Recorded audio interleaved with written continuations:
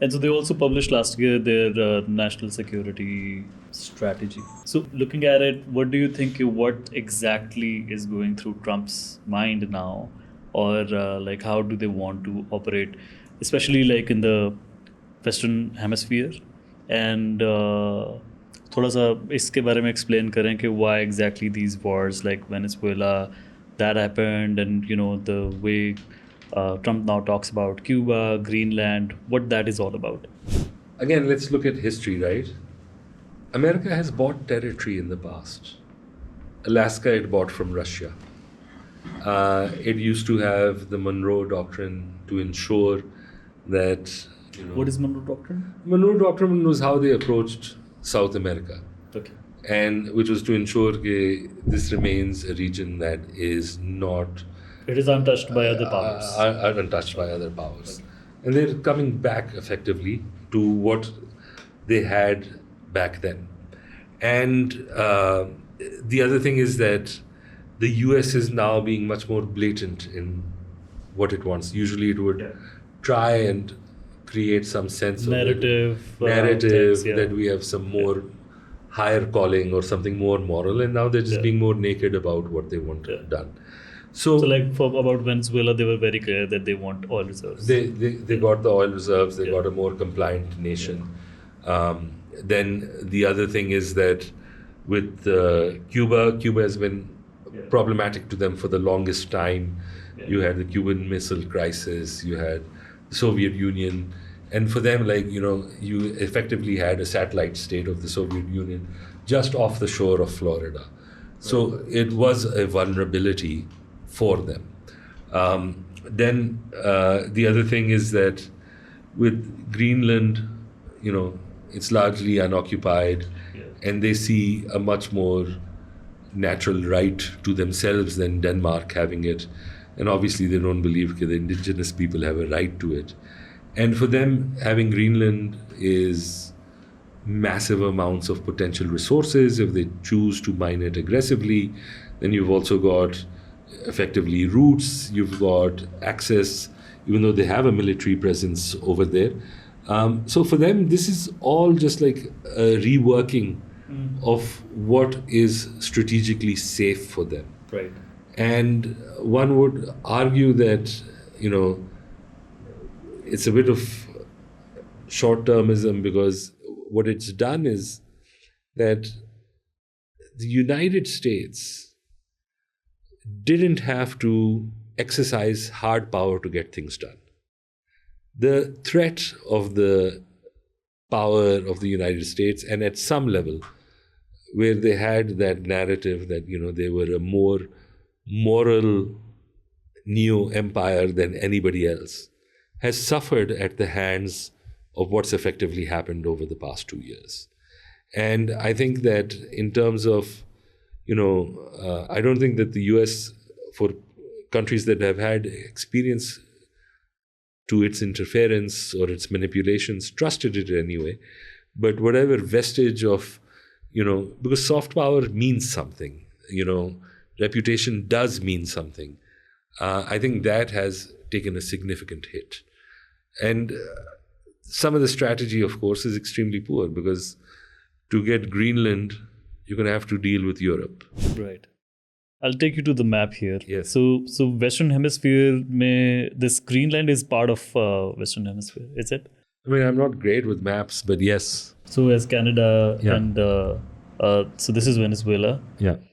And what America, like their grand strategy now is to have complete control over this part of the earth. Yeah. Jisme, like they wouldn't allow interference from China, because I think China was also, Russia was also doing some trade with some countries, like including Venezuela, right? Yeah. And their prime minister or president, whoever they took, he was, wo jo unka air defense system was also Chinese and all of that, right?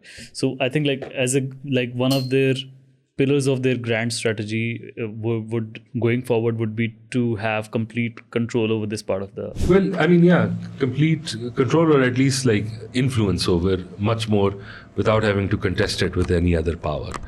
One of the amazing things about not taking anything away from America. America has a people who have done, frankly, really amazing things, and they've built a very strong nation in terms of cultural output, scientific output, everything. But they also have one massive advantage. It's a very big country, but it's a safe country. You know, the Canadians are too polite to fight a war with them.